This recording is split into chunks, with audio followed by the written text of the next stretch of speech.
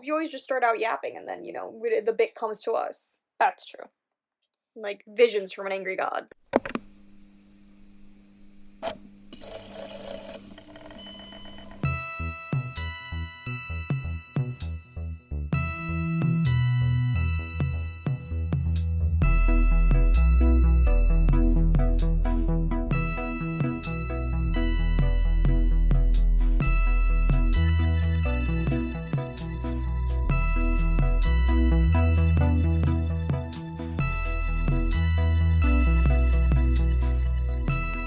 Right. Yeah.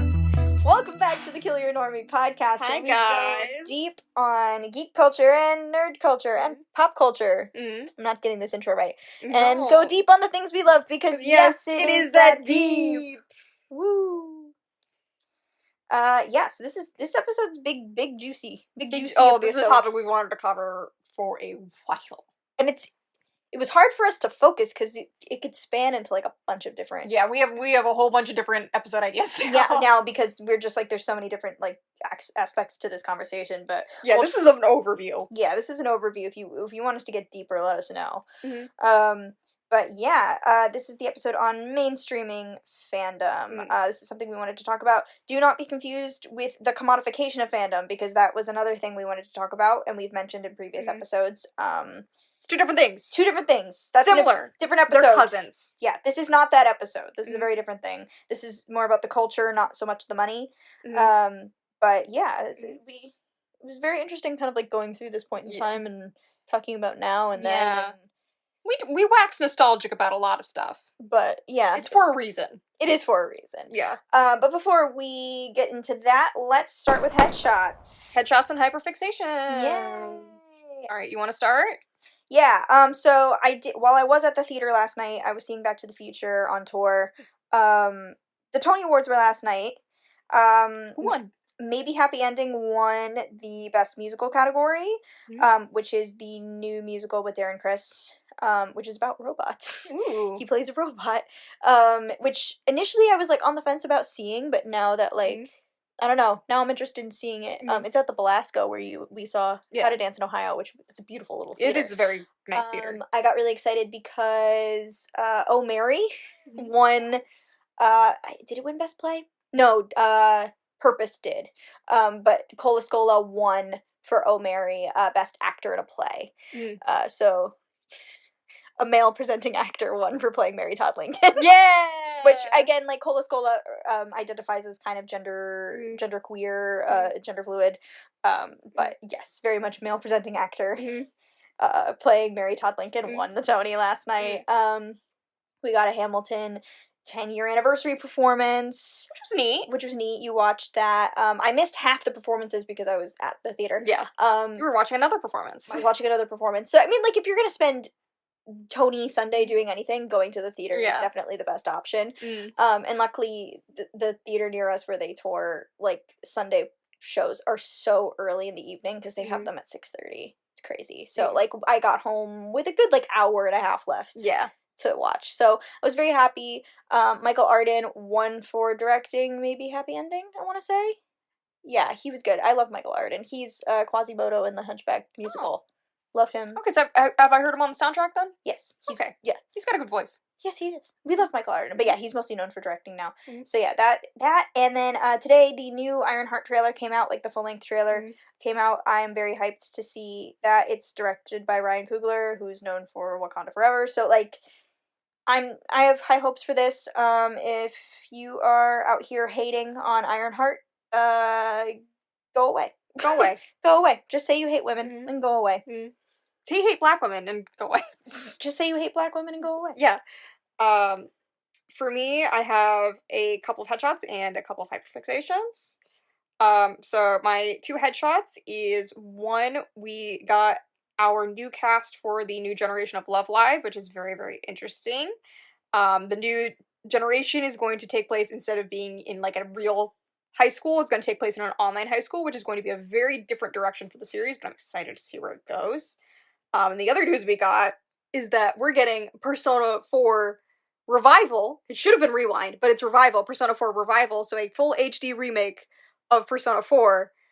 And let's just say, I'm ecstatic, and if there's even a minuscule chance of me being able to date my absolute baby girl, Yosuke Hanamura, we will be seated on release day. So very excited about that. And then my hyperfixations this week, I mean, for at the time of recording, the Switch 2 has just dropped, so I've been playing Mario Kart, Deltarune all weekend. It's been a great time. I won't spoil too much, but it's probably one of the best Mario Karts ever, and then Toby Fox is just, a phenomenal writer for Deltarune, so it's great. And then, last episode I was into Taylor Swift, now I'm on Sabrina Carpenter, so I'm just getting all the pop girlies out of the way. I sent you that man-child video, and you're like, I'm sorry, I didn't realize. I didn't recognize her game. I'm so sorry, Miss Carpenter, who listens to this, obviously. Mm-hmm. Because we have 12 followers. It's Taylor Swift, Sabrina Carpenter, and then everyone else. All the main pop girls. Olivia Rodrigo. Lord. Chapel Roan. Chapel Roan listens to us. Hi, Chapel. Hi, Chapel. Yeah.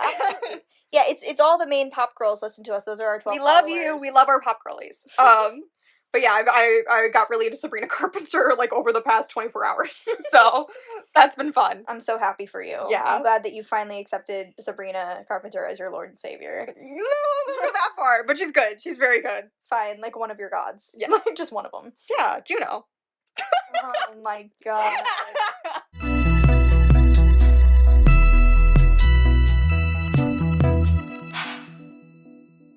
So we're going to talk about the mainstreaming of fandom, which essentially, like, if we had to define it, we're basically talking about, like, when fandom and geek culture went from subculture to just culture. Like, I feel like pop culture and geek culture have almost become, at a period of time, I'd say they're a little bit more separate now. They sort of became the same thing. Yes. Yeah. So basically, back in the time when, like, we started getting into geek culture, it was probably, like, back in, like, the early 2010s. It was very neat. Like, you were getting bullied for, not necessarily bullied, but, like, again, this was, like, early 2010s, and so right before Avengers came out. Yeah, like, if I had to say, like, what my first if I'm getting really, technical about it, my first fandom was musical theater. Yes. And, like, even the theater kids in my school weren't that theatery. Like, I was the one who, like, knew the names of all the actors. I had all the shit categorized in my brain. Like, I knew, like, specifically Phantom of the Opera. Like, I was, like, I knew all these people who were, like, had been the Phantom, but were also in Les Mis, but also did this, but also, like, I followed... And you were Ramin girly. I love Ramin Karimloo. He's my favorite Phantom. Yes. I love him so much. His voice is gorgeous. I want to go see the Penzance musical, because he's in that right now.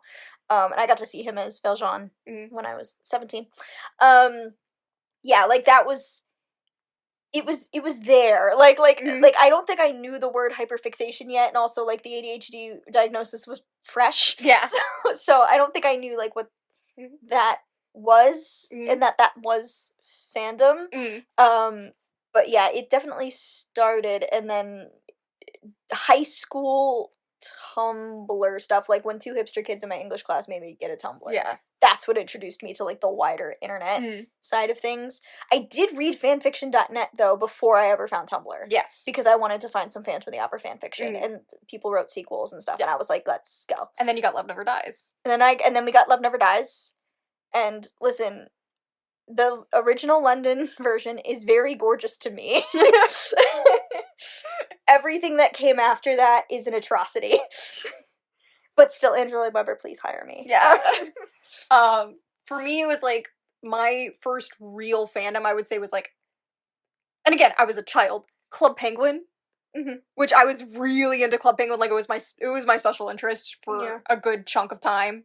And then afterwards, it was, Sonic the fucking Hedgehog. Oh, I remember. Yeah, we don't talk about that. Well, I appreciate him, you don't get to talk about him.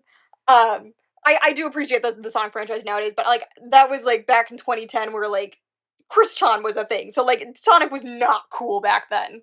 He's cool now, but Sonic was not cool back in, like, the early 2010s, and it was also a rough period for the franchise, too. So. Yeah, I can't tell you what the popular kids were into. No. I can't, like, I also just remember in middle school, like, if I ever tried to, like, dress similar to or try to, like, emulate the cool kids at all, it would never land. Like, probably because it was dishonest, but, like, it just... it was impossible. I just couldn't do it. I think that anytime I tried to like tamp down the nerd shit, it would just come back full force. Yeah. It was just too difficult to deny. Yeah, oh no, it was awful. But yeah, I was into Sonic, I was into DeviantArt as an 11-year-old, which is a dangerous thing for an 11-year-old to be into, I will put it that way. But that was where I first started reading fan fiction, and that was where I got into my second big fandom, which was Hetalia. Oh, I remember. Yeah, and then I got, you don't get to speak on him. He is very gorgeous to me. But yeah, that was my kind of second big fandom, and that was when I really started getting into like fandom itself. I would say. Yeah, wait, when exactly did you say you got into Tumblr? Like that was probably like 2012 to 2013. Okay, yeah, that's about my time. I got on in 2011. Okay. So that's I think you introduced me to it, is what it was. Yeah, I don't remember. I can't remember if I like told you about it or I think you introduced me to it. And Tumblr was like a learning curve. It was. I didn't get hooked on it immediately. I was hooked on Instagram at first. That was old Instagram. When basically it was just people reposting the same memes every day. Mm-hmm. But I would go into the fangirl tag and just that's when I got into a lot of like book fandoms, like Divergent, Hunger Games, because that was when the Hunger Games movies were coming out, all those kind of things. Because that was what all the fangirl stuff was about like these YA dystopian novels. That's true. And Fault in Our Stars. Fault in Our Stars, yeah, of course. Also all the hipster Disney edits. Of course, yeah, I don't think fandom, like, on Instagram for me, I think was, like, there were a few people I followed, who we were big Phantom people. There's actually, this is a fun, weird little, like, thing. So, there is a singer named Stella Cole. Oh, I think I've heard of her. So she and I were mutuals on Instagram back in the day because we were big Phantom of the Opera fans, and now she's like this famous jazz singer. Oh. And she's like touring all over the place. Like when she popped up in my feed, I was like, is that Stella? Like, because I don't think we follow each other on Instagram anymore. I think like maybe after either she abandoned that account or something. But yeah, she and I were like big Phantom of the Opera fans. Oh wow! And we would, talk back and forth. So Stella Cole, if you're out there. Hi, it's me. Like, hi, it's me. I think I went by L-O Lindsey, like it was supposed to be like LOL, but my name was at the end. At the time, we used to be mutuals and talk about Phantom of the Opera. I miss you. Congratulations on all your success. I remember I used to spam, like, bookish, like, memes and things. Yeah. I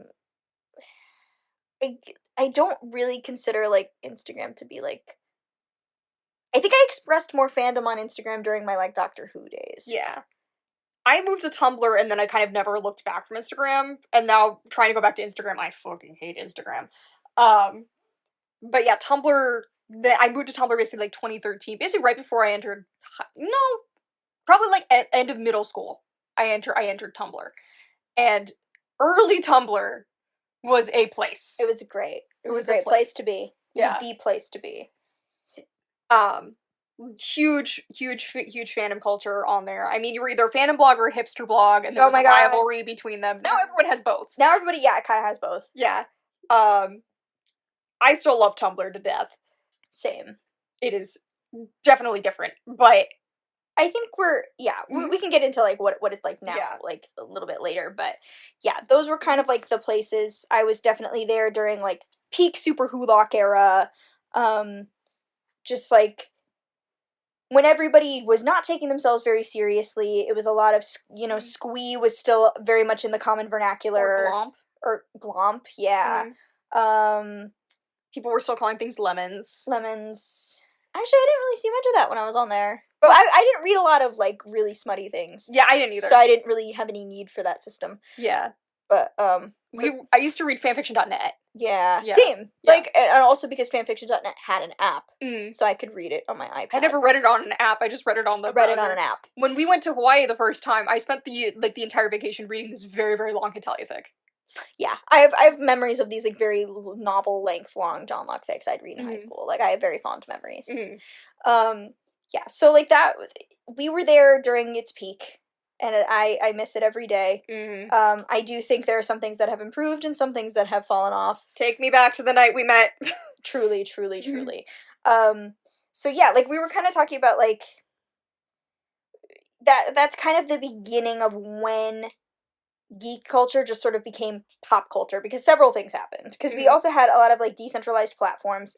Everybody would be on Tumblr, everybody would be on Instagram, everybody was on Facebook, instead of going to specific places for like specific fan forums, specific things like that. I posted on Fangirl to My Core. There was something I wrote about Gargoyles and Beauty and the Beast, the 1987 series, and the Beauty and the Beast 1987 fan sites are still alive and well. Like, you can go find them, and they're still there, and they still collect fan fiction and art and things that people have made. They have, like, a very small convention that they have every year, which is kind of beautiful to see. You should go. I think it passed already, and it's, like, and again, like, the age curve is very different. Yeah. But I was very pleased to see, like, that kind of stuff still exists. And there's, like, a little bit of it on Tumblr, like, a little bit. Not a lot of people watch it, which is fine. I'm happy with that being my little niche fandom. Yeah. But, yeah, like, Tumblr became one of those decentralized sites. And it was, if you were a fan of this thing, you would also become fans of other things by osmosis.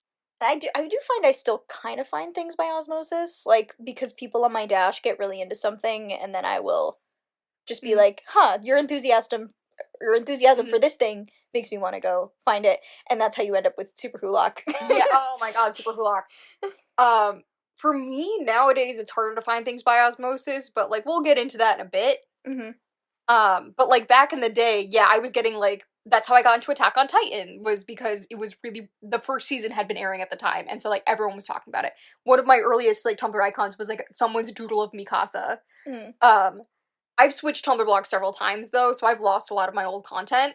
But, I remember, like, that was, I would pick up some Super Hulock stuff. Like, I wasn't really into Super Hulock, but, like, we would get, you couldn't escape it. Yeah, it was, unfortunately, you couldn't escape it. Because, like, I was Sherlock, and then Doctor Who was, like, the obvious next step, because, like, there was a lot of crossover in terms of cast and things like that, and, like, show creators and things.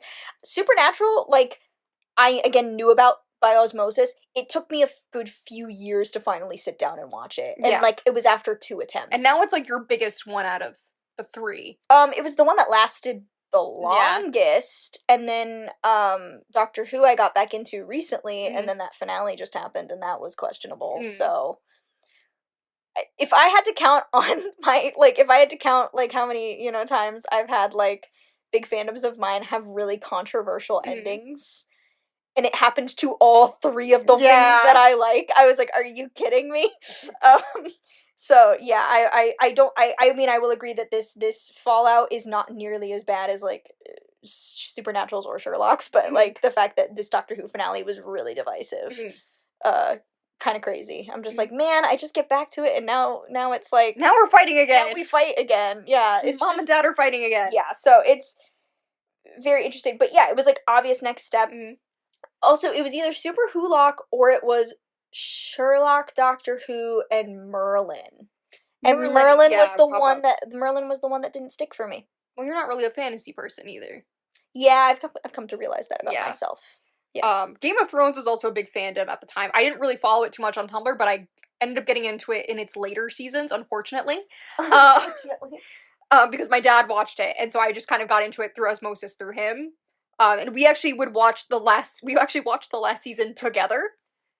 Unfortunately. I remember when we went to Los Angeles to visit our uncle, I remember seeing the billboards for, like, the final season. Like, that was a big deal. We also went to, like, the Game of Thrones, like, there was a merch store in New York, and we each got a the HBO store. I have a direwolf somewhere. Yeah, you have Nymeria, and I have Arya's. Yeah. So, like, I never watched Game of Thrones, have never seen an episode, and I still remember the day that Joffrey got killed. Yeah, oh my god. It was truly Ding Dong, the Witch is Dead. Yeah. Like, it, like, all across the platform. Like, you, like, again, like, and again, it's just like I don't know enough to understand, like, congratulations, or I'm sorry, I don't have time to read all that. Yeah. Like, it was like something happened, and you just knew about it. Iconic. That was such a crazy moment in fandom history. Because, again, like, there was, even talking about, like, when we were talking about Marvel before, because Marvel was in my periphery at this time. Yes. Like, I liked it, but I wasn't super mega involved. Yes. But, like, I remember Loki telling bitches to kneel. Like, like I remember, you know, clip of Chris Evans ripping a stump. Well, that's how I got into N.D. Stevenson, was through their Avengers comics. Yeah. Especially because, like, I was on the periphery of Marvel because I was also, like, into my baby feminism phase as a 13-year-old, where the Hawkeye Initiative was starting to take off. And for those of you who don't know what the Hawkeye Initiative we talked about was, that in the... Yeah. But, like, let's refresh. Refresh. Hawkeye Initiative basically was like, hey, all these female superheroes are getting drawn in, like, these really, really risque poses that would look weird if, like, a male superhero was doing it, so people just started drawing Hawkeye with them. And N.D. Stevenson was one of the people who did the Hawkeye Initiative, and then they had, like, a whole bunch of, like, Avengers Tower comics and stuff like that. Avengers also became... Marvel... This is when Marvel became mainstream as well. Yeah, around 2012. Avengers 2012, I think, launched it into the stratosphere. Yeah. Because, like, Iron Man, Captain America, Thor, you know, all of those films did well on their own, but, like, the team-up thing really clinched it. It was, like, the first crossover multiverse thing. Because they went in and tried to, you know, they were planning to do the extended universe. They were planning on doing that from the beginning, and it was a really ambitious risk to take. Yeah, it was a risk at the time. So being able to pull it off with Avengers in 2012 was... Now not doing a universe is a risk.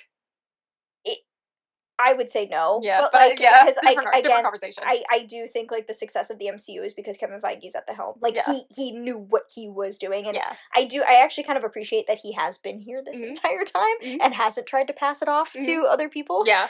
But yeah, like, that was happening at the time, and again, like, the MCU was just culture. Like, you like, people from across the spectrum went to go see these movies. The other big thing, Big Bang Theory was on television and was one of the biggest shows ever, and it didn't start off that way. It wasn't a hit initially. It gained traction, and we've seen majority of the episodes, I think. Majority of the episodes. And it's interesting, because at the time, like... We've been on their set. We were there the week they shot the finale. Yes. Because we were in Los Angeles that same week, and we went to the Warner Brothers lot, and we got to see the Big Bang Theory set. And this was the one time they did not allow us to take photos, because they were like, yeah, anything could be considered a spoiler. Even though I would argue it was the weekend and nobody was working. Like, the set was not set up for, like, filming or anything. The only big spoiler that was there, spoilers for a show that ended several years ago, was the fact that one of the running gags throughout the entire series was that the elevator was always broken. And in the final episode, the elevator gets fixed, and the caution tape on the elevator's gone. Yeah. And so the caution tape was gone on that set. See, I just assumed because the set wasn't dressed. Yeah, that's what I assumed, but then you see the actual episode and... Yeah. So it's... Yeah, Big Bang Theory, and again, I've gone through, like, love-hate with the Big Bang Theory, because, like, when I was younger, I don't think I understood it. Mom and Dad found it, like, funny. I think when I was younger, I didn't understand it. When I started taking, like, higher-level science classes in, like, middle school and high school, and they would start saying things, I started understanding what they were saying. So that made it a little more fun. And then once I got into, like, geek culture and things, and there's a lot of little Easter eggy things that they bring up in the show, it becomes a little more fun. And then there was a period of time where I fell off with it, because there are problems with it. Like, and some of it's just, like, it's of its time, and some of it is, you know, not good. A lot of that late 2000s geek culture is baked into it. Yeah, like, and I do think, like, all the characters do grow with time, and when reruns are on, like, I will watch them and kind of chuckle, because it does take me back to a specific period of time. It's nostalgic. There is an episode where they're, like, doing something, they're trying to decide something, and they get the whiteboard out or whatever, and it cuts back to them, like, a little while later, and there's, like, a list of, like, couples that they agree would be fine, and Destiel is on there. And they never mention Supernatural on that show. Like, it's really funny to me that, like, there are certain things in the background that you can find. I do love the episode where the girls, all of the main cast's girlfriends, get into comics really briefly. Yes. And start talking about the physics of Thor's hammer. Yes. And who can wield the hammer and who can't. Yes. I think that's so great, because they used to make fun of them for that kind of thing, and I'm like, no, these are the kind of discussions that people have. Like, there's the episode where Penny, who's, like, the hot girl character, gets really into basically World of Warcraft. Oh, yes! And that is also a very fucking hilarious episode to me. Yeah, that's really fun to me. I think it's fun when you see the, like, normie characters on that show get sucked into, like, they understand it. They understand it when they get. I like when they pick it up through osmosis. I think that's great. Yeah. So, like, Big Bang Theory, normalized that kind of stuff. The refreshing for Comic-Con tickets. We haven't had to have that experience because we haven't attempted San Diego Comic-Con, but or New York Comic-Con. But like, let me tell you, girls trying to go to the Eras tour, they can relate. Anybody trying to buy concert tickets nowadays, anyone trying to buy a Nintendo Switch can relate nowadays. Yeah. So it's it's definitely. It definitely did something. Yeah. Like it was just part of the zeitgeist at the time. And then obviously with the internet, like the fact that like the internet was starting to become a place people would hang out, it's just easier to interact with people who liked these things. It's easier to find them. It was easier to find them at the time, especially when you're trying to find like-minded people. I mean, you just go on Tumblr and you search like whatever show you're into. You search My Hero Academia and suddenly you find fan art, fanfic, everything. And then you can follow the people making it. Because Tumblr was also interesting because I got really confused when I first logged on because up until then, social media was for following people I knew. Yeah. Like family members. And I wasn't used to following, like, strangers. Because to me, social media was for being social. We also have security parents who have, like, beat into us all internet safety tips ever. Stranger danger, all that. Yeah. And then I learned about, like, following tags. Which would at least give me a feed to look at. And then you could find the people who liked the things you liked. Yes. So, and again, like, stranger danger, don't be weird on the internet. But, like... Don't be weird, don't post your full address, Yeah. So, like, that... It was a different type of community thing that, like, was there. And, like, everybody kind of knew that, like, on... Tumblr was not something you gave out in real life. Unless it was your close friends who, like, understood what was going on. Because, like, the only real people I knew were, like, my close geek friends. Yeah. On Tumblr. Everybody else was a virtual stranger. I basically got all my other friends into Tumblr, would follow them, and that was it. I only found one other person in my school who also used Tumblr, but she was a hipster blog. So, yeah. I see. Star-crossed. Star-crossed. Amanda, if you're out there. But yeah, no, Tumblr back in the day, it was a lot more interactive, I felt like. Yeah. Especially because, like, DMs weren't quite a thing yet. That's true. DMs, and now there's communities on Tumblr where you can kind of create more insular groups. Yeah. But, like, so basically if you wanted to communicate with someone, you either had to reblog their post and add something to it, or you had to send them an ask. Yeah. And that's public. Yeah. Or fan mail, which was... I never understood fan mail. I never understood fan mail either. I think that was maybe their DM... Yeah. They technically fan mail's technically gone, though I think you can actually, like, still access it somehow, because Tumblr's held together with duct tape, but, like, so, like, back in the day, like, if you wanted to talk to someone you liked, you would send them an ask, and then that would get posted to their stuff, and then it would just go back and forth like that. There were no private DMs. Yeah. Usually you would just say, like, follow me on, like, add me on Skype. R.I.P. Discord was not a thing at the time either. R.I.P. Skype. Yeah, but yeah, nowadays fandoms kind of shifted away from that because one of the biggest draws of Tumblr is Tumblr was not a microblogging site, it was a blogging site. Yeah. It originally started, you were supposed to post, like, your photos and your writing and stuff like that. It was long-form content. Yes. And then, basically, there was a very big event that happened on Tumblr, which was the porn ban. Yes. Yeah. Because Tumblr didn't have any kind of, like, content rules or moderation. Like, they had moderation, but it was, like, you could still post not safe for work stuff, and it wouldn't get, like, flagged or anything like that. Yeah. Common courtesy was to still tag it. But, like, you could post nudes, you could post not safe for work fan art and stuff like that, and it would be fine. Yeah. And then... There are all kinds of crazy communities on Tumblr. Yeah. Like stuff that I wish I had never stumbled upon.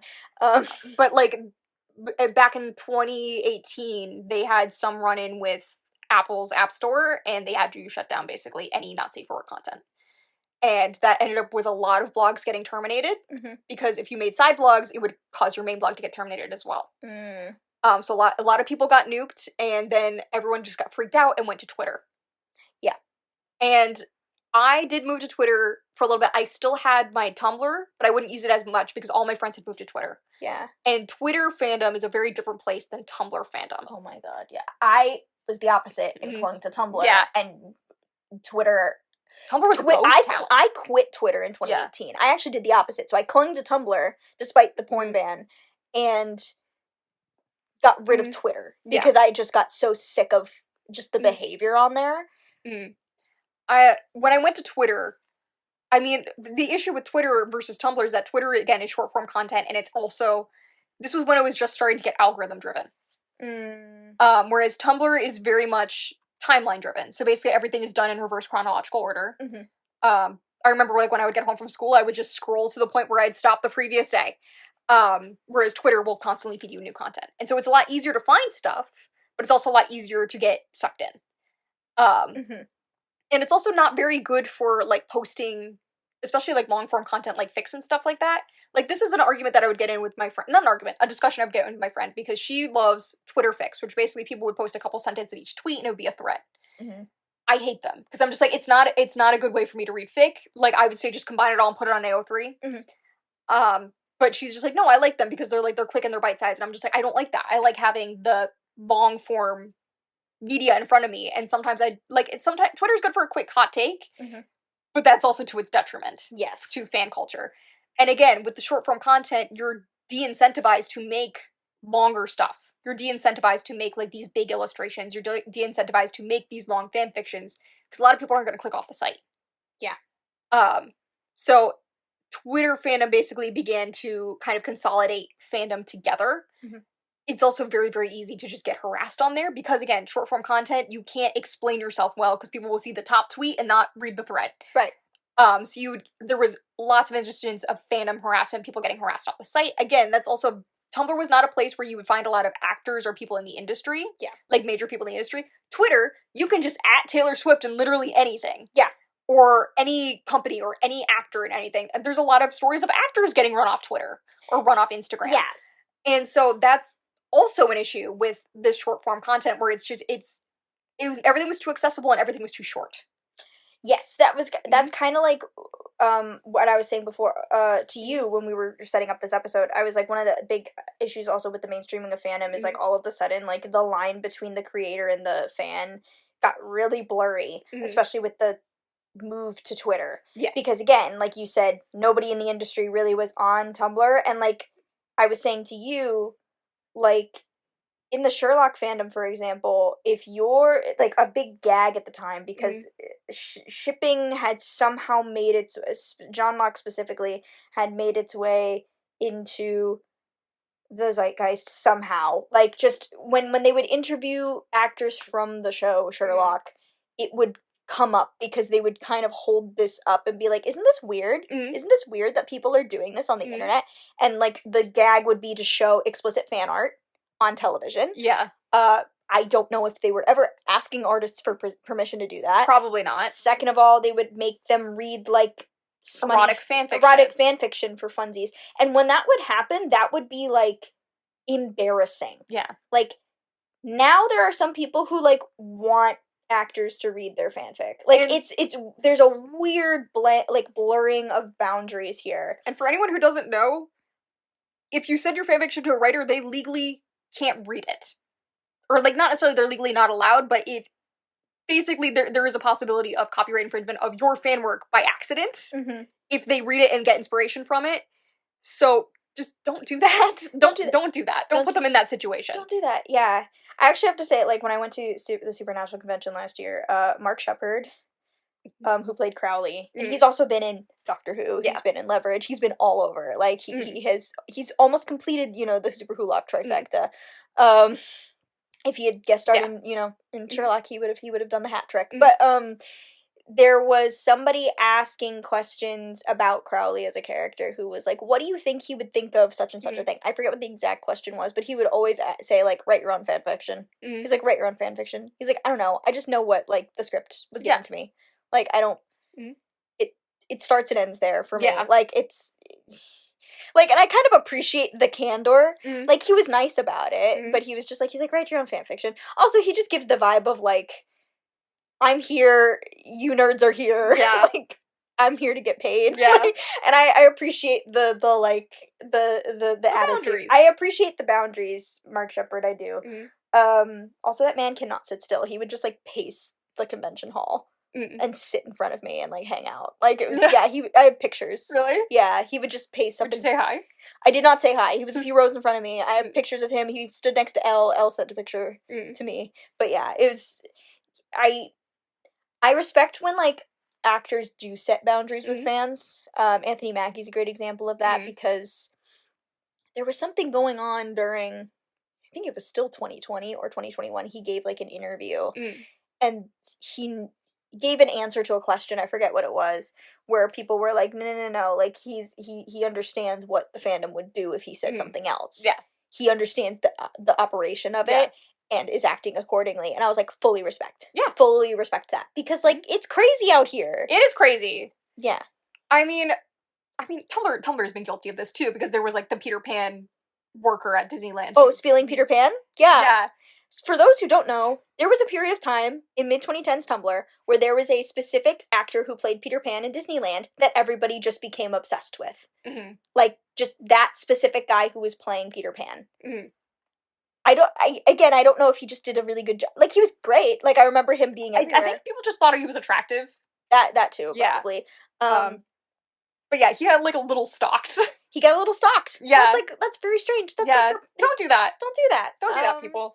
Yeah, it's very, like, it's very, very strange place. And, again, but Tumblr, yeah, there's not many industry folks. And also, like, Tumblr is weirdly, critical of who ends up on Tumblr. Oh, yeah, you have to survive the gauntlet first. Yes, like, for a while, before recent events, Neil Gaiman was okay to be on Tumblr before recent events. John Green was on Tumblr for a bit. He's still here. Yeah. Yeah, he came back. Yeah.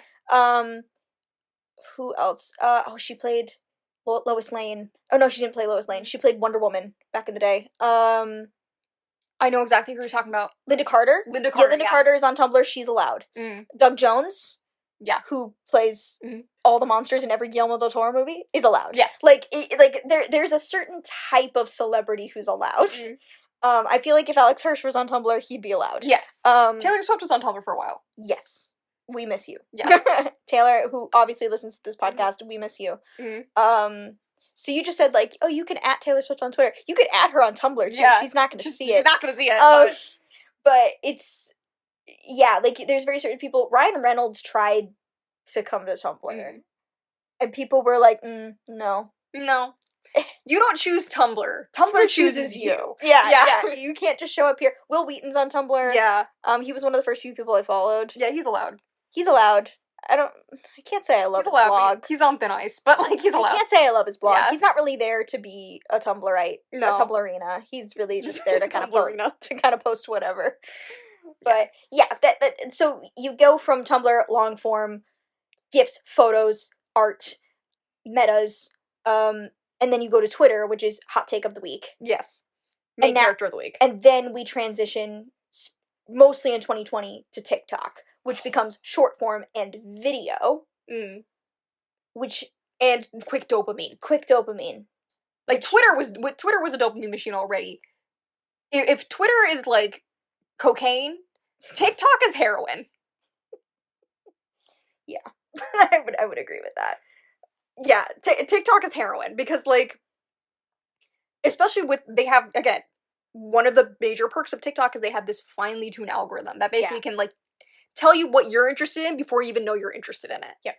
And I've definitely been influenced by TikTok on a few things, and that's one of the reasons why I quit, because I don't like not having control of my own brain.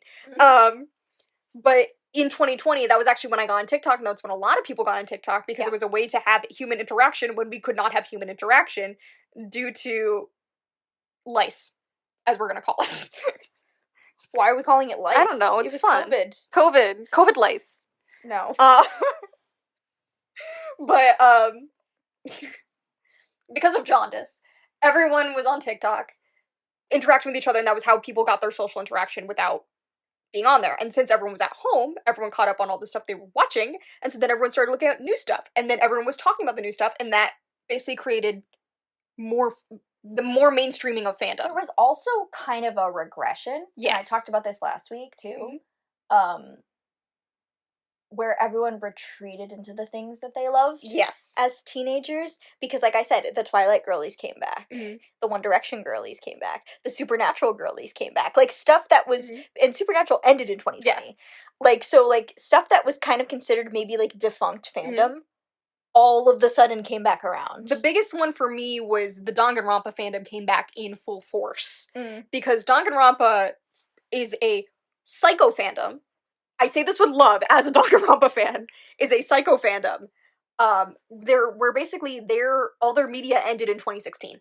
And then they came back in full force because their characters are very fun to cosplay, and there was a lot of kids at home who just wanted to cosplay. And so you would have like Junko Enishimas and stuff like that. You would have people doing Junko posing.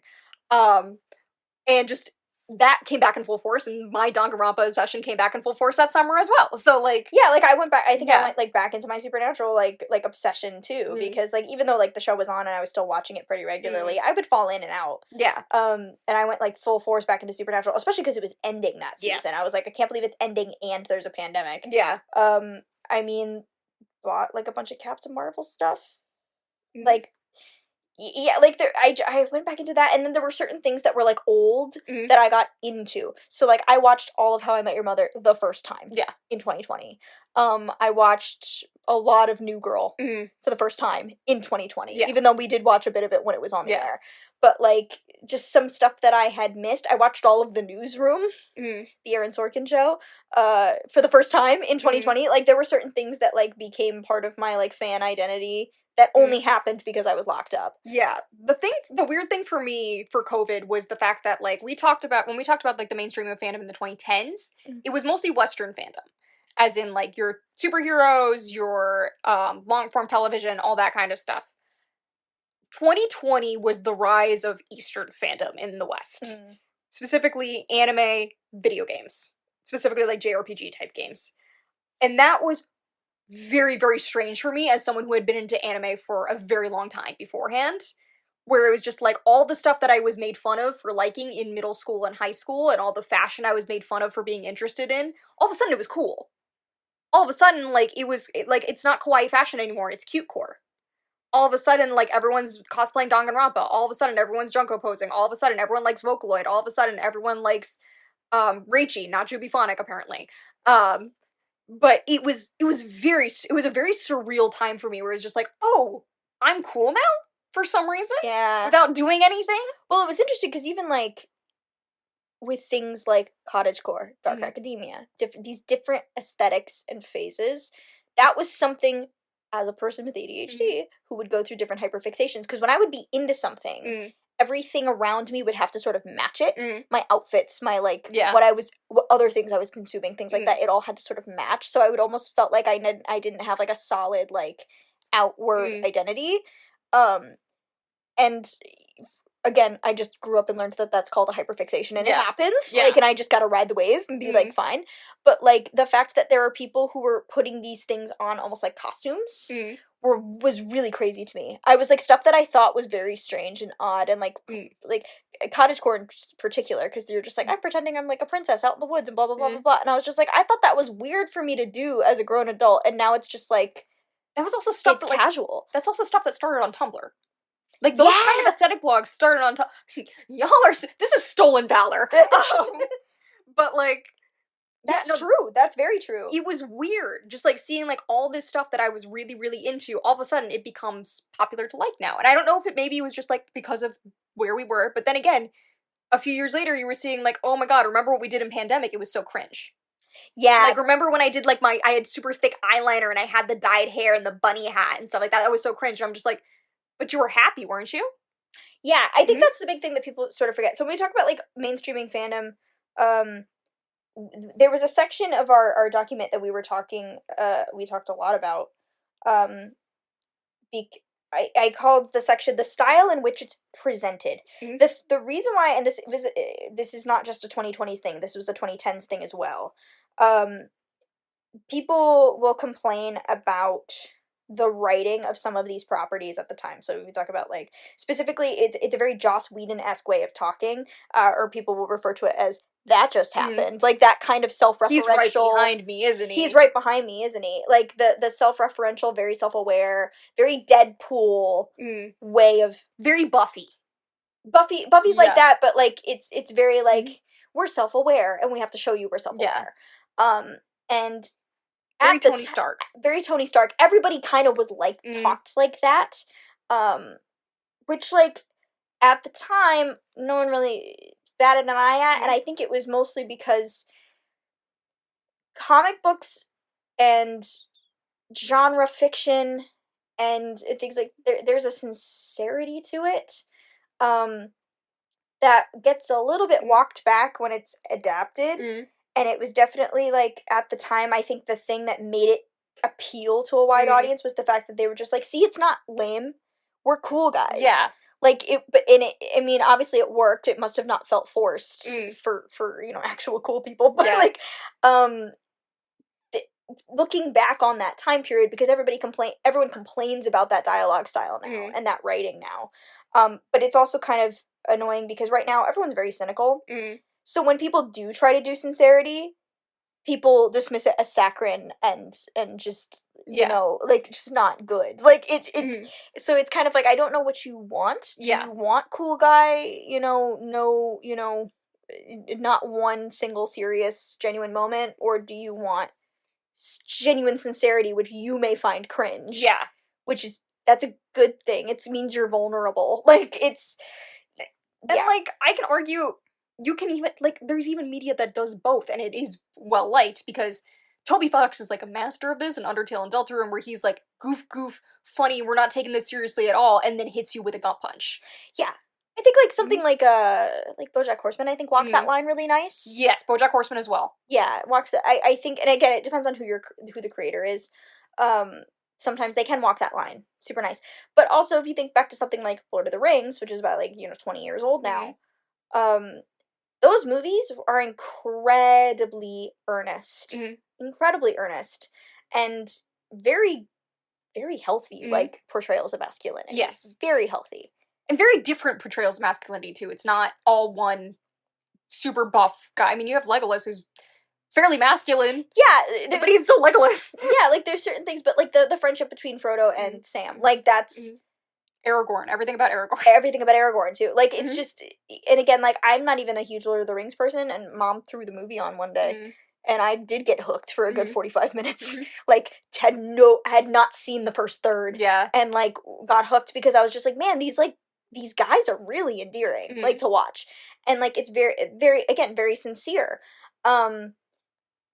It does bug me a bit that, like, in order for this thing to widely appeal, they had to make it a little snarky. Like, it is kind of sad. I think also talking about, I talked about 1987 Beauty and the Beast before. That show is so earnest. It is so earnest. There is not a hint of irony anywhere to be found in that show. Like, the quips are funny, and there are quips, like, here and there for specific characters. Like, it makes sense for certain ones, but, like, it's played very straight, very sweet. And I think nowadays people would be like, ew, that's cringe. Yeah. Like, that's so embarrassing. Oh my god. Like, and I'm just like, no, that's, like, the appeal.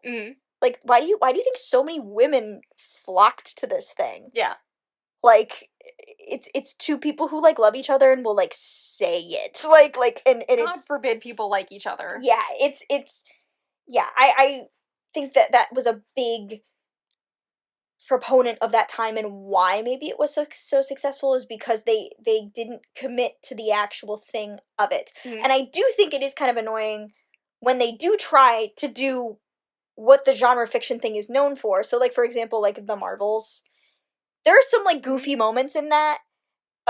Like, the planet they go to where everybody has to sing, otherwise they don't understand you. Yeah. And people are like, that's cringe and weird. And I was like, have you read a comic book? That is literally, like, stuff that they do. Like, there are weird little issues like that. Like, that happens. And, like, yeah, I don't know, like, but other stuff gets, like, lauded as, like, absolutely, you know, it's, like, something like Deadpool and Wolverine, which I loved. Yeah. But also, like, you and I looked at it through a queer lens. Yeah. Which makes it more fun. Yeah. the dude bros loved it just because they're kicking and punching and stabbing shit and saying fuck all the time. Yeah. Yeah. Mm-hmm. So I do, when I do look back on these properties at the time, I get a little sad. Because I'm just like, oh yeah, the only reason why it was popular is because you sort of kneecapped the heart of it a little bit. Even though I do love the movies and the TV shows and stuff. Yeah, and, like, this is why, like, because I've been meaning to finish Kingdom Hearts for, like, the entire franchise for a while now. But one of the reasons I really liked Kingdom Hearts when I was playing it the first time was, it's a game that came out in the early 2000s. And it is a game made by a Japanese developer, but it is incredibly earnest. And it's very straightforward. It's just, like, move towards the light, move towards your friends, rely on your friends. That's basically the whole crux of the story. Don't fall into the darkness, move to the light. Mm-hmm. And I'm just like, it's refreshing. It's refreshing. And a lot of Japanese media has this kind of, like, whole thing of power friendship and that kind of stuff. We don't really get a lot of that in Western fandom anymore, at least. It's very much you have to be alone. Thunderbolts maybe was the only recent thing I can think of where they literally defeated it with the power of friendship. Yeah. Or, like, because, like, Lilo and Stitch just came out, the movie about family, and they split up the family. Yeah. But, like, yeah, earnestness is not valued in a lot of these movies or a lot of these fandoms anymore, and I think that also ties into how fan culture is now perceived. Whereas, like, now that we've moved out of COVID and now people are now being judged by their peers again, fandom is now no longer cool, but sincere fandom's no longer cool. Yes, there's a right way and a wrong way to do it now, it seems. Whereas, like, the right way is just, like, buying all the merch. But, like, you're not writing fanfiction. You're not...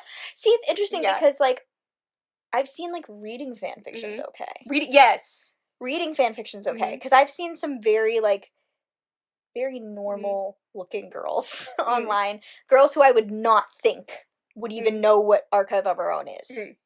And, like, maybe that's me misjudging. Yeah. But they'll talk about, like, I'm reading this fanfic, oh, LOL, that's so crazy. But I'm like, you're not writing it. You're not writing it. I think there's a difference between making it and participating in it. And just consuming what it puts out. And I did write a whole thing, and this is a different subject altogether, but somebody on Tumblr did post about how, like, neurodivergence in fandom are kind of the backbone of fandom because these are their special interests or their hyperfixations. These are their obsessions. These are their obsessions. They are the ones who keep the engine running. Now that we've did that mainstreaming and we've brought a bunch of normies in who don't realize that this is kind of like a all-consuming sort of thing, and they'll look at neurodivergents doing their neurodivergent thing and be like, that's weird. And I'm like, you're in our house. You're in our house. Not the other way around. You don't get to come in here and insult the decorations in my house. Yes. Like, it's that kind of thing. And I have been seeing, like, more, you know, quote-unquote normie-looking... And I know this whole podcast is called Kill Your Normie. You have to kill the person that says, like, that's weird and cringe. Inside of you. Inside of you. Don't kill other people. Don't kill other people. That's illegal in most jurisdictions. Yeah, like, it's... I think that's the walking back of COVID culture, the fact that, like... Because there was a period of time where everybody got real earnest. Yeah. And just liked the things they liked and posted about it. And I was like, oh my god, we're kind of returning back to that period. Say what you will about scene core COVID era, but those kids were having fun. They were. They were having fun. I found some of my favorite creators through, like, cosplay content. Yeah.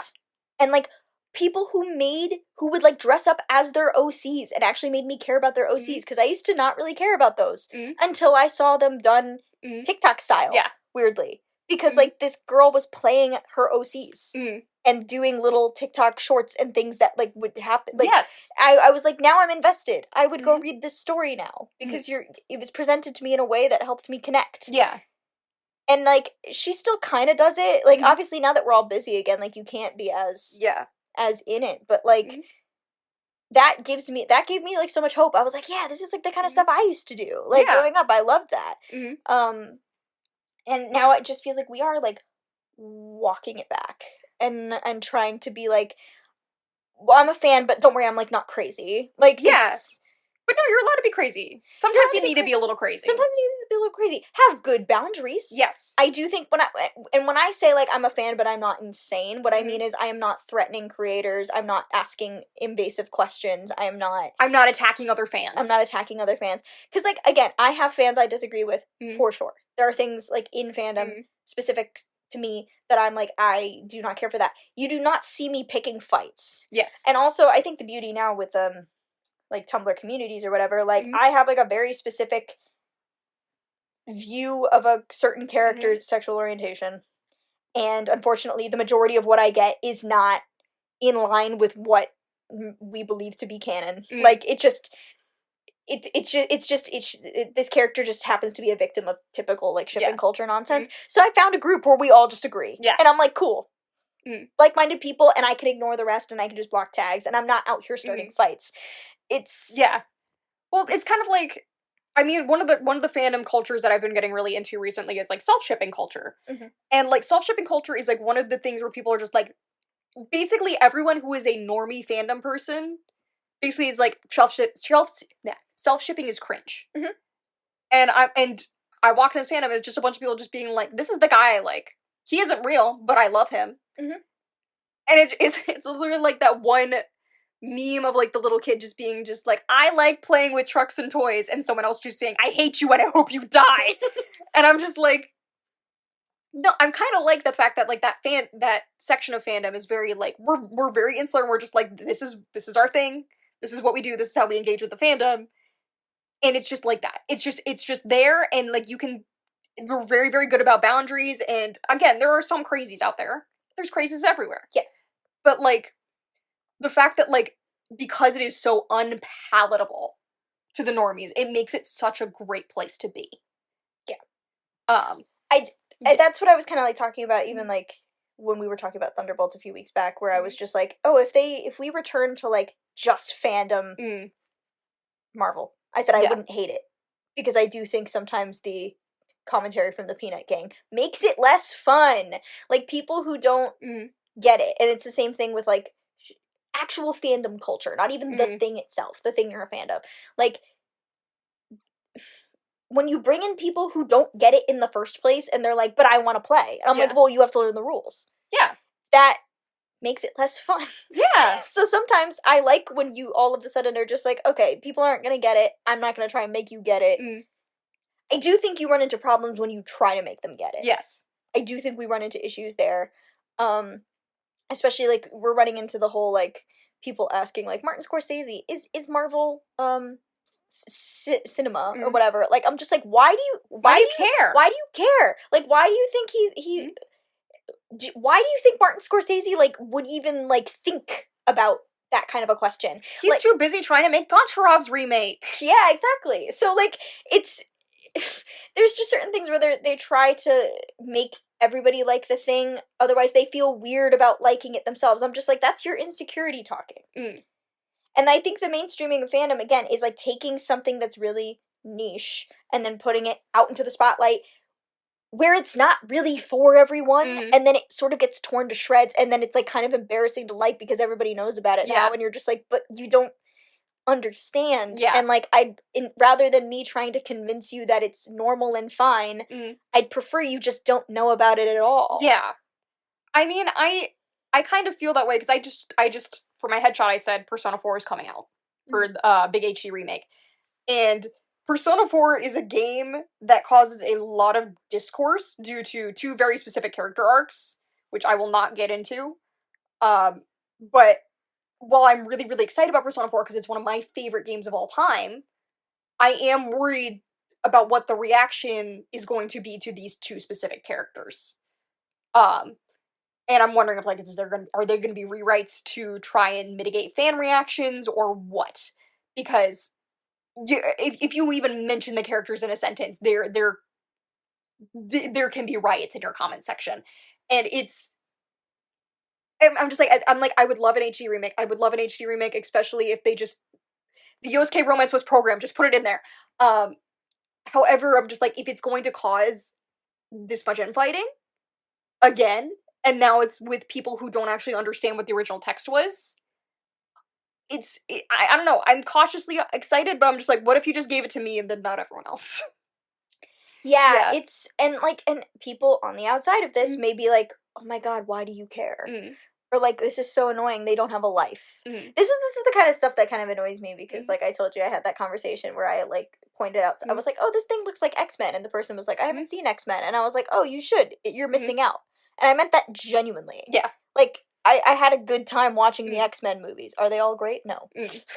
But I found enough characters endearing that I care. Yeah. And this person was like, no, I have a life. And I'm like, it's not life or X-Men. You can have life and X-Men. Like, that's allowed. Like, the stereotype that, like, geek culture, like, fans don't have a life, I think is incorrect. It's incorrect. Like, it's incorrect because there is, like, IRL things that you can go to. Like, just because our life is different than yours doesn't mean we don't have one.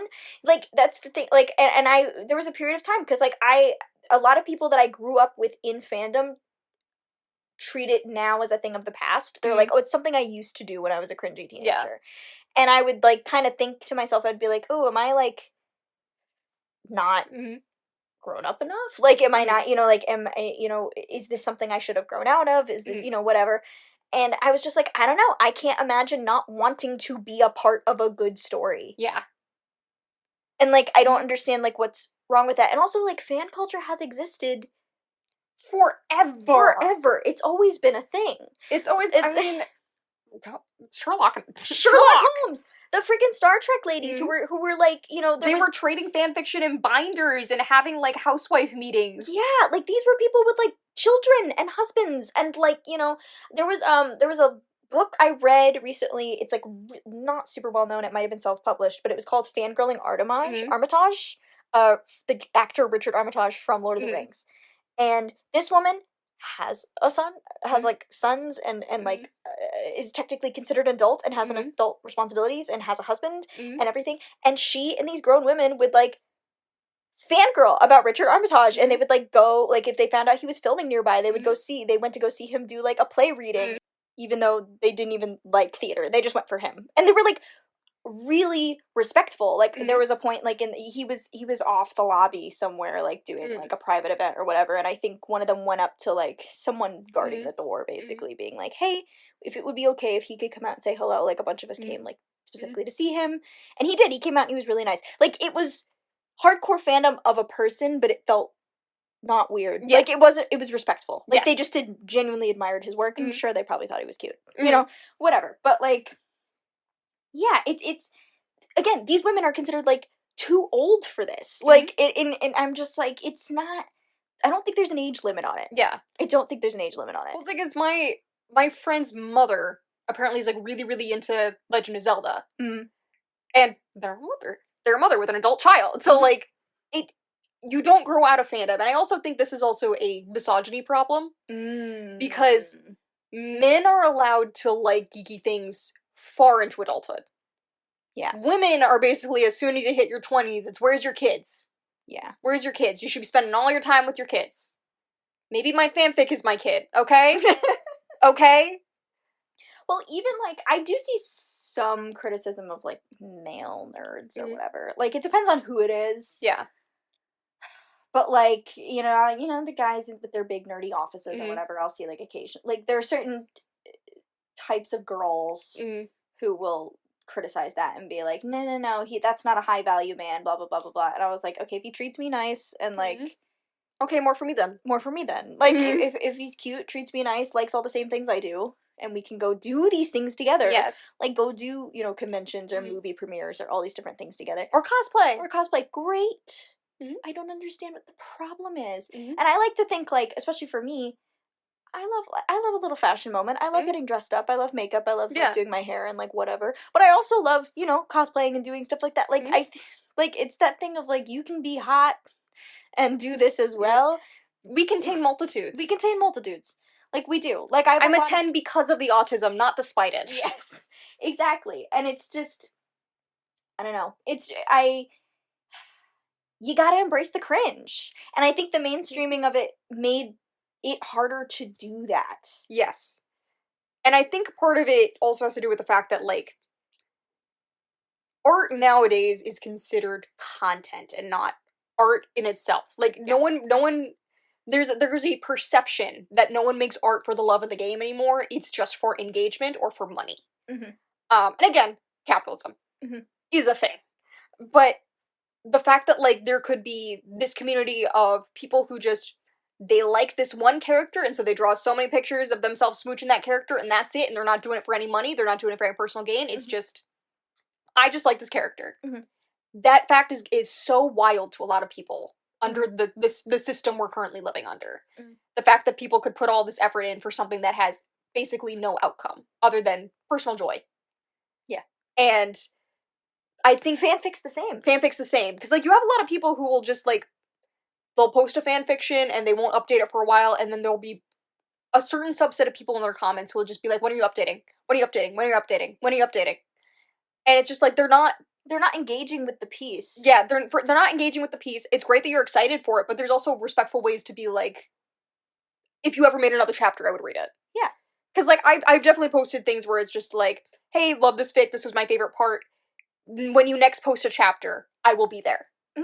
And not necessarily, like, pressuring them to post a chapter, but just being just like, I support this thing, and if you want to continue it, I'm here. Yeah. Rather than just being like, you owe me this. Yeah, because also, it's fanfiction, you cannot, well, and granted, even the commodification of fanfiction, and, like, the whole fanfiction to romance novel pipeline thing has sort of changed things now, because I would be used to argue, like, they're doing it for fun. It's a hobby. Like, I get busy too. So, like, yeah, there's maybe, like, I don't really write and post fanfic anymore. I think if I write anything, it's usually in private for myself, just because I'm, like, so perfectionistic about it. But I know that I get busy. I've had like, my YouTube channel, if people watch my YouTube channel, I haven't posted in, like, 6 months. Because I get busy, and, like, the inspiration just doesn't strike. Yeah. And I'm like, you're doing other things. Like, there was a house fic I was reading that I really liked the premise of, and I read, like, 3 chapters, and then I did not see hide nor hair of this fic because I subscribed to it, so I get email alerts. And then all of a sudden, 6 to 9 months later, chapter pops up, and in the notes, the person's like, so I went back to the psych hospital. Like, I'm just like, okay, yeah, bestie, that's valid. Don't write your fan fiction while you're trying to actively recover from, whatever. Like, it is a running joke on AO3 that basically, like, you'll have a fan fiction that'll pop up, like, a chapter will pop up 6 months later, and they'll be like, okay, so I got hit by a car, I died, my dog then got married and divorced. Also, English isn't my first language, and then they write 100k words of the most beautiful prose you have ever seen. Yes. Like, it is, like, and that's the thing, like, and that joke comes from appreciation of the fact that all this stuff can happen and you're still posting your silly little story. Yeah. Like, that's the appreciation that we mean. When are you updating? When are you updating? I'm like, people have lives. People have lives. And this is what we mean by, you say, it's not X-Men or life, it's X-Men and life. Yes. Okay? That's the first t-shirt, X-Men and life. I have a long fic that, like, I've only posted 2 chapters up. I'm still chipping away at it whenever I get the inspiration for it. But I did, in my second chapter, I'm just like, hey, sorry I've been gone for 8 months. Life happened, and I'm basically just like, this updates whenever I'm feeling really mentally ill, because this is how I get out my feelings about being mentally ill. And someone really posted just like, I'm sorry you post this when you're feeling, like, bad, but also this is a great fic. Yeah, like, that's the respect you want. Like, and again, like, we're not over here saying, like, people are writing Shakespeare or whatever. Like, we're not acting like that this is, like, high art or whatever. But have a little respect. People are doing this for free, out of the goodness of their heart, for fun and interest and fun. It's funsies. It's the sandbox. Play with us in the space that we've created. Yeah, that's the kind of thing that, like, really gets to me. The commodification of all of it. Like, yeah, art as content. TikTok fandom has also, because stuff comes and goes so quickly. Yeah, it's always, what's the next thing? What's the next thing? What's the next thing? Yeah, it's constantly trend chasing. It's like fandoms are now trends. Yes. They're not fandoms. And, like, cause, like, I'm into Fire Emblem 3 Houses, and I've been in and out of the fandom for the past 6 years. When the fandom was big, there was a lot of content, but there was also, like, a lot of discourse, and there was a lot of just people just passing by. Now it's a lot smaller, but it's a lot more focused. Yeah. Like, we're all here for the love of the game. We're not here for... And I think that's the difference between, like, a fan and a consumer. Mm-hmm. A consumer is there because it's the hot thing at the moment and it's just caught my interest. A fan is someone who is there for the love of the game. Yeah. I would even say there's, like, a consumer is more, like, they're there because it's popular, and then there's, like, a casual, and then there's a fan. Yeah. Like, I'd say, yeah, like, there because it's popular, and then the casual is probably the person who, like, you know, will watch week to week, but I don't think about it unless I'm watching it. Yeah. And then, yeah, the fan is the person who's, like, thinking about it, writing fic about it, writing meta about it. Or engaging with it, even if they're not creating with it. Engaging with it. And not just liking it. I'm talking, like, actually, like, replying and... Yeah, like, building the community. The community is what's missing. The community is what's missing. And, yeah, like, you said, it's, like, easy to consume, but you can't... It's hard to build the community. Or, like, it's... That's what you said, something like that recently. Earlier. Because, like, it's very, very easy to passively scroll TikTok, or passively scroll YouTube, or passively scroll Twitter, whichever social media you use, and just... It gets into your brain, but you're not doing anything with it. Yeah. Because, like, I... am a very casual watcher of, like, professional Pokemon playing, because I think the game itself is fascinating. I have no desire to actually, like, use any of the skills I learned about, because I'm just like, that takes time and hours and hours and hours and hours of work. But I do love watching Wolf Glick. I know he's watching this. We love you. One of our 12 followers with the Pop Girlies. Yeah, exactly. Yeah. But, yeah, so... I'm just like, I don't think there's anything wrong with just being a casual fan and enjoying something, but it's different from being in the fandom. It's different from wanting to be a professional Pokemon player. It's different, me reading Spy Family just as it comes out, and not really thinking of it unless I'm reading of it, is different than the people who I see posting Lloyd Yar fanfiction, like, every other week. Yeah. And, like, I appreciate you. I appreciate you very much, but, like, I'm not thinking about it that much, but you guys are, and I love that for you. Yeah, exactly. Like...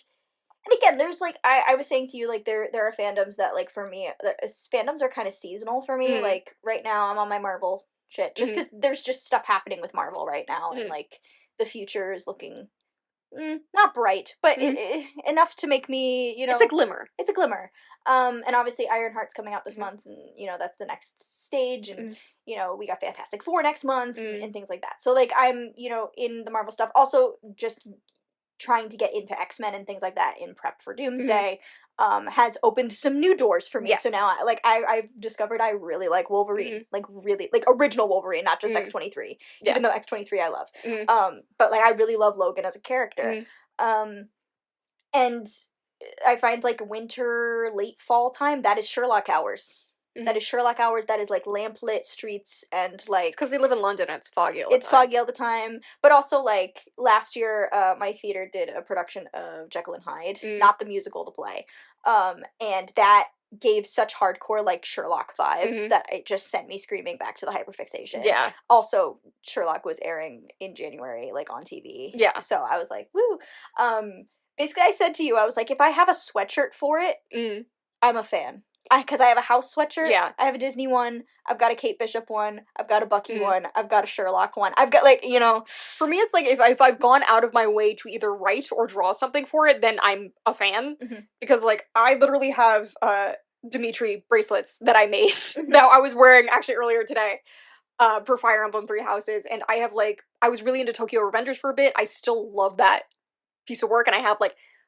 7 figures, 2 prints, a keychain, couple buttons. I own nearly the entire series in manga form. So, like, that's different than, like, I like Spy Family, but I don't really collect for it. Yeah. I also think sometimes, like, a good sign of, like, whether I'm a hardcore fan of something is if it affects my taste in other things. So, like, I love a Sherlock Holmes type character. Like, there's a new Netflix series that just came out called, like...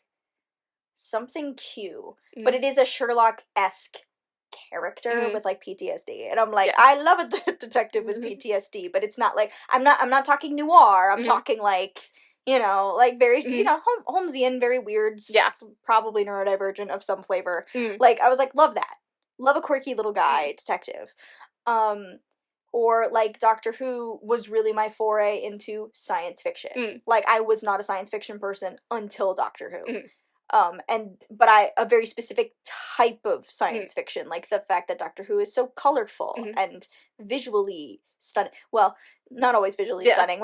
Sometimes it looks like it's shot in a basement, but like things like that, or like Supernatural. I really love.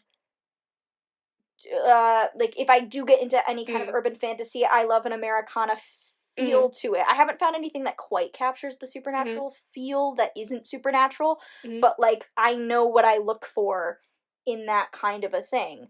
And yeah, it's stuff like that. Like knowing that it has affected my taste and does affect who I am as a person and what I like. Yeah. And like things that just stick, or like even like have you ever bought clothes because you think a character would wear them? I have clothes in the back of my mind for my Fire Emblem OC that I really want to buy just for myself. Oh yeah, like I've bought clothes just because I think a character would wear it. Yeah. Like it's brain worms. Like it's like in your brain. It gets in your brain. And I think that's like what a fan is. If it becomes part of you, that's a fan. Yeah. And we're not saying this to like gatekeep fandom itself. If you want to join fandom, great, but also it's very much fandom is a thing. Again, I said this earlier about Tumblr, but also with fandom, you don't pick the fandom necessarily, the fandom picks you. Like, you can't just say you're a fan of something because it's the thing of the week. Yeah. You have to really ask yourself, do I like this because I like it and it appeals to my sensibilities and my tastes? Or do I like it because everyone's talking about it and I feel like I should just watch it? Yeah. Or read it, or, you know, whatever. I mean, and again, there's nothing wrong with liking something popular either. There's nothing wrong with that. No, there's nothing wrong with that. Again, especially if you really like it. Yeah. Yeah, like, and again, like, and that even will cause you, like, for me, Supernatural and Marvel, like, these are things that have gone on maybe for too long. Yeah. I don't know. But I liked the characters and the world enough that I was willing to sit through some of the more mediocre, crappy things, because you do get some gems. Yeah. But also, I'm just like, I just like spending time with them, and it's sort of like, again, it is sort of like, it gets in your head, but it's sort of like, I get to see my friends. Yes. No, actually, no matter what the circumstance, but hey, I get to see my friends. A fandom is a friend. A fandom is a friend. This is very parasocial. Like, very 100%. But, like, there are characters that I like, and, like, I remember being very excited when Thunderbolts was coming out, because we haven't seen Bucky for a hot minute. Yeah. And I was like, yay, I get to see my friend Bucky from movie. Well, that's how I felt when the Persona 4 remake got announced, because everyone's just like, oh my god, why are we remaking Persona 4 when the first two games, like, really need to be remade?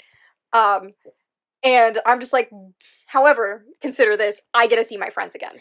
Yeah, well, there's sort of like the Hey Two Cakes thing. Yeah. Where people are like, this is more of a fan fiction thing, but people are like, oh, why should I write this when someone else already wrote it? And they're like, okay, you bring a cake to a party, and then someone else brings a cake, and you feel weird because someone brought a cake first. Meanwhile, everyone at the party is just going, yay, 2 cakes. Yeah,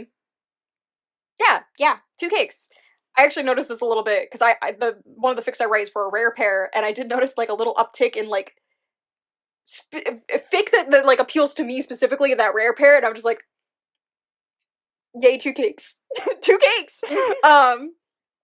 It's, I don't know, maybe that's just confirmation bias, but, like... Yeah, like, even, like, when, like, The Winchesters came out, which was the Supernatural prequel, but not prequel, whatever, everyone was like, ew, I don't want this. And in my head, I was like, I mean, I get to be in this world again. And while, like, flashback episodes were never my favorite, I never liked those, I liked this version of that time period that they did. And I liked, actually, the side characters a lot.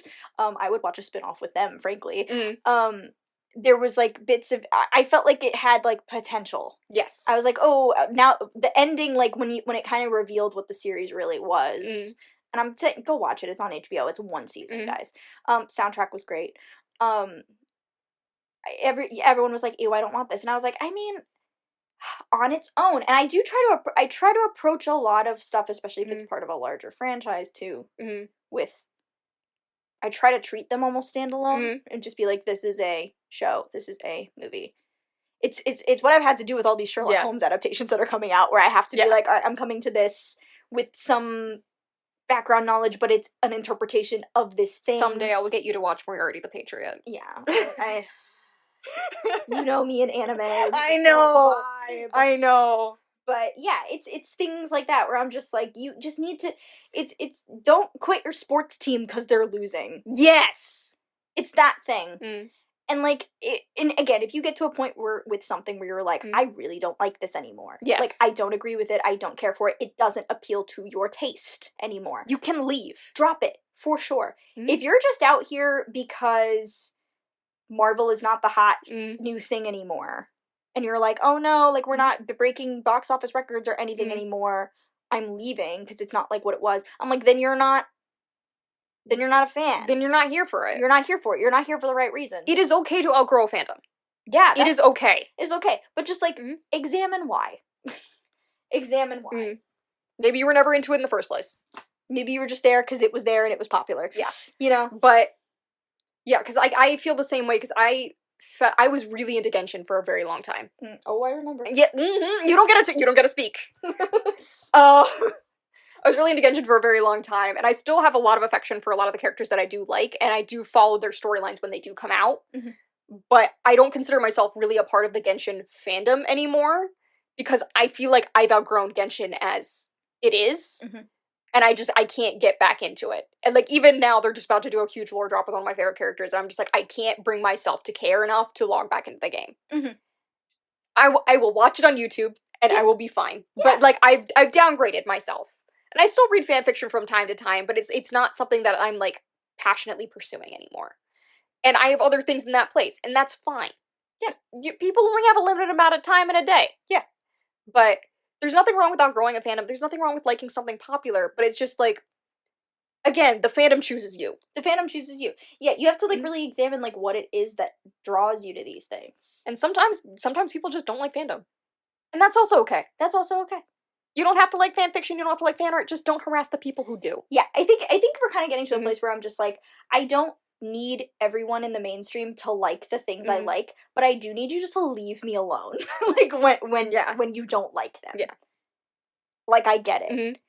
And, like, I do think mainstream media has not quite caught up with the fact that, like, the geek mainstreaming, I think geek culture has receded now. Yeah. In such a way, I don't think media has caught up to it, because, like we said with, like, Thunderbolts, you were like, I think I'd feel better about fandom-only Marvel if it wasn't shoved down my throat every 5 seconds. And I was like, fair enough. Because, yeah, I don't think Disney and Marvel have realized it's not what it was. Yes. You have to change tacts. Yeah.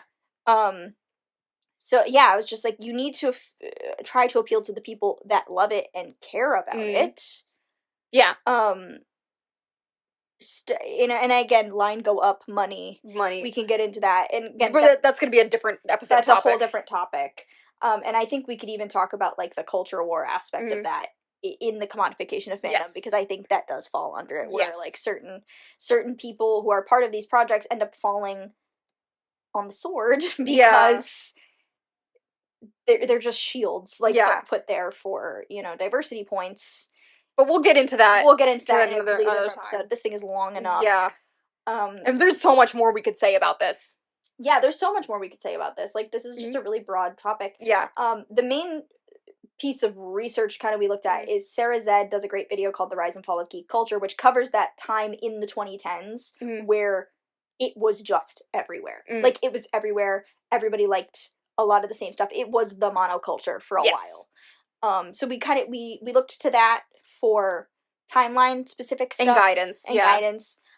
Because Sarah Zed, I think she and I are roughly the same age, if not a year apart, and we were both in similar fandoms. Yeah, from the old footage I saw of her, it sounded like we were in the same fandoms. So, like, we kind of know what it was like to be that age and be in Super Hulock and other Stupid stuff. Hulock. Stupid Hulock, yeah. Yeah, so it's, we'll link that below, because I think it's a great video. It is from 3 years ago, but, like, I think it's still, like, it's really very relevant, yeah. It holds up. She does great stuff on pro-shipping and anti-shipping. TJLC, aka the John Locke Conspiracy, if you want a little more info into the craziness that happened when Sherlock Season 4 came out. She's great at covering, like, that period of time specifically. She also does some great stuff on Buffy, which I'm not as knowledgeable on, but... Yeah, we love Sarah Zed in this house. Love Sarah Zed in this house. She's watching too. She's one of the 12. Yeah. Hi, Sarah Zed. We've definitely named 12 people. Yes. Yeah. Like, they're all part of the 12 followers. Yes. Yeah, exactly. Like Jesus. Like Jesus, yeah.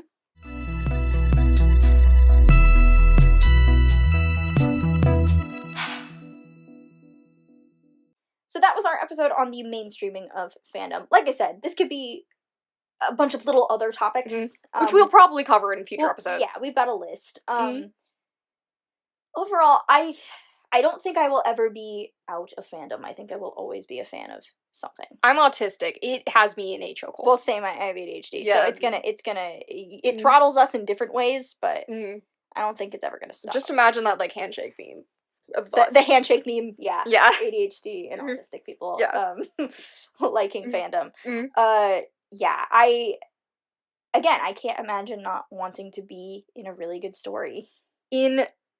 When you find the community, it is something magical. It is. It is. And I just wish that people would treat it with the respect that it deserves and treat other people and other fans with the respect that they deserve. Yeah. Yeah. That's kind of the big aspect of it. And like when you are new and coming into it, like I think looking to be guided by the people who have been there and know the etiquette and know how to act in these spaces. Yeah. Is a very good piece of advice. Yeah. like listen. Seek out fans older than you. Ask them questions. Ask them questions because they know how to behave. And they know how to act in a way that will keep the experience fun for you. This isn't like a matter of like trying to tamp down on any of your fun or any of that. It's just it's we know the ecosystem. As long as you're not hurting anyone, have as much fun as you want. Yeah. Exactly. We love it when people have fun.